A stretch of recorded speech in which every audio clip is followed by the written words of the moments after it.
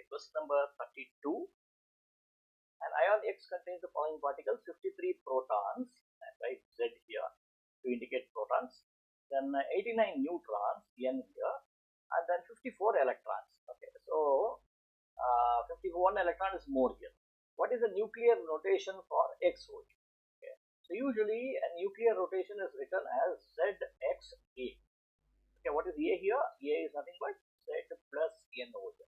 See, the electron number will never get counted over here. Usually in an atom, the number of protons should be equal to number of electrons.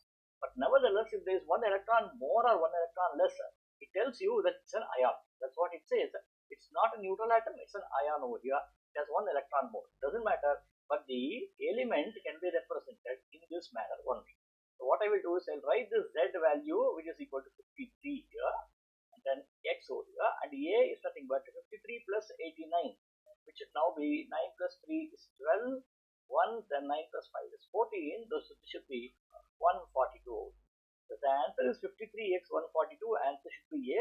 There are many students who make a misconception here, thinking that, okay, so number of protons is not equal to number of electrons, so probably this should be, the higher one should be considered Z, and they put 54 over here.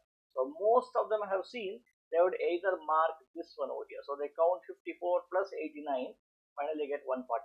Okay, that's a misconception. See to it that you don't commit the same. Always remember, an element is characterized only by the proton number and the neutron number, and not by the electron number.